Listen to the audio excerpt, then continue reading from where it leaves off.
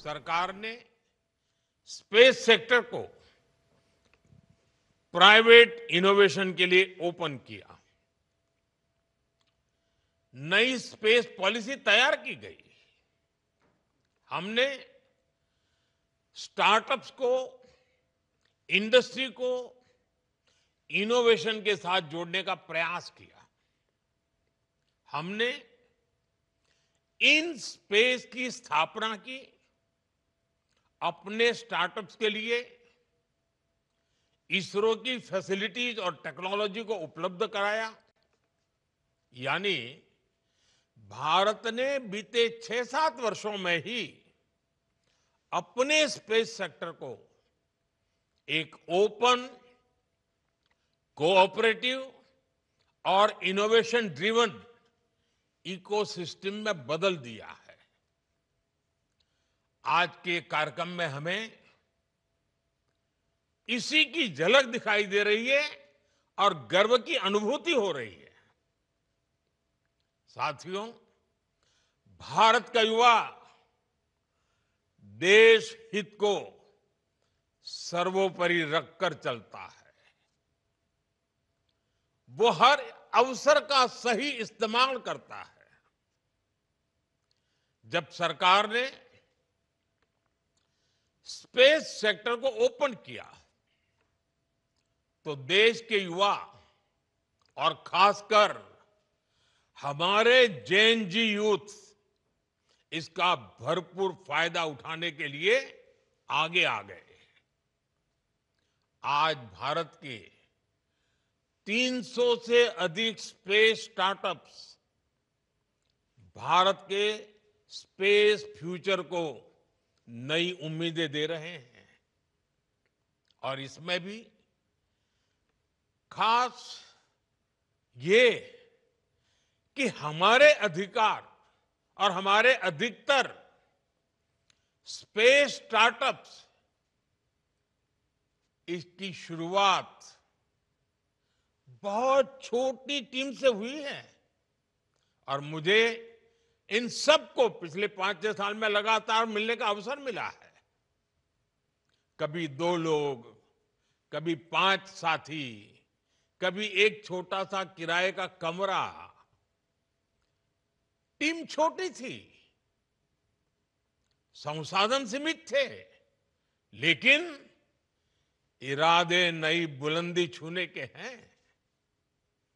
यही वो भावना है जिसने भारत में प्राइवेट स्पेस रिवॉल्यूशन को जन्म दिया है। आज ये जेन जी इंजीनियर्स, जेन जी डिजाइनर्स, जेन जी कोडर्स और जेन जी साइंटिस्ट नई नई टेक्नोलॉजी बना रहे हैं। प्रोपल्सन सिस्टम हो,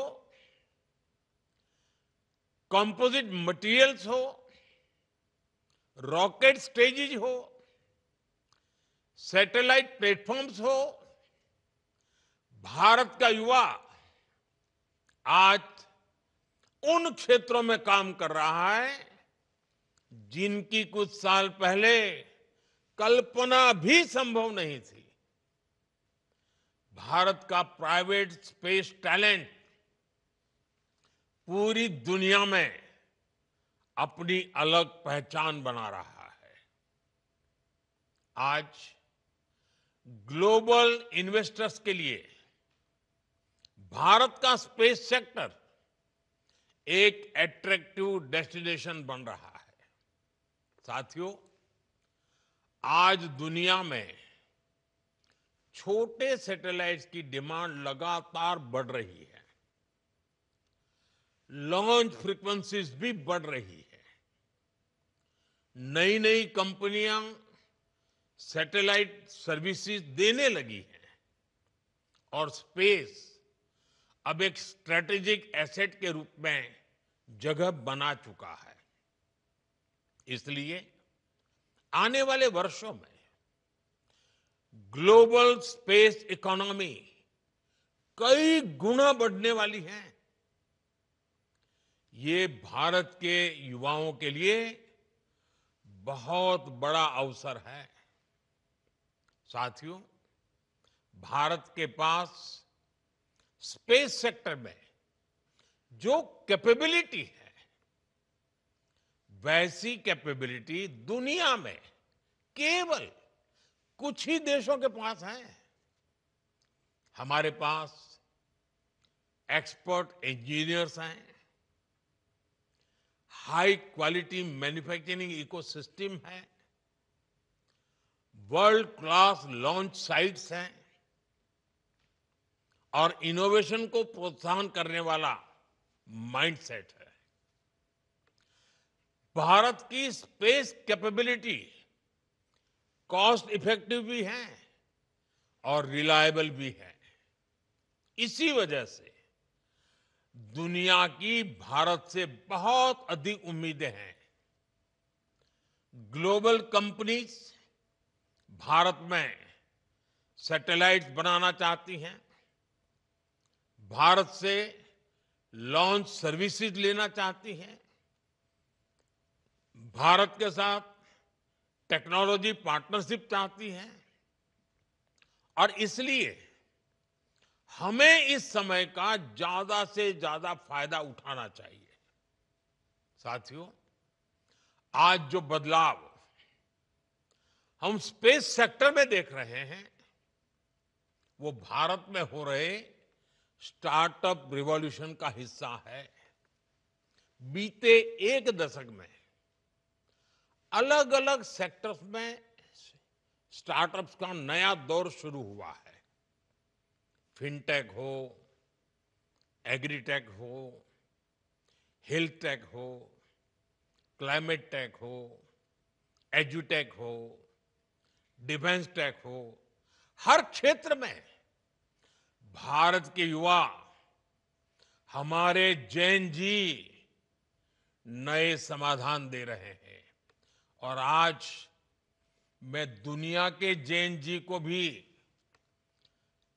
बड़े आत्मविश्वास से कह सकता हूं कि अगर जैन जी के लिए सच्चे अर्थ में कहीं से प्रेरणा मिल सकती है तो भारत के जैन जी से मिल सकती है। भारत के जैन जी की जो क्रिएटिविटी है, भारत के जैन जी की जो पॉजिटिव माइंडसेट है, भारत के जैन जी की जो कैपेसिटी बिल्डिंग है, ये अपने आप में पूरी दुनिया की जैन जी के लिए आदर्श बन सकती है। आज भारत दुनिया का तीसरा सबसे बड़ा स्टार्टअप इकोसिस्टम बन चुका है। एक समय था जब स्टार्टअप का मतलब केवल कुछ बड़े शहरों तक सीमित था, लेकिन आज भारत के छोटे छोटे शहरों और गांवों से भी स्टार्टअप निकल रहे हैं।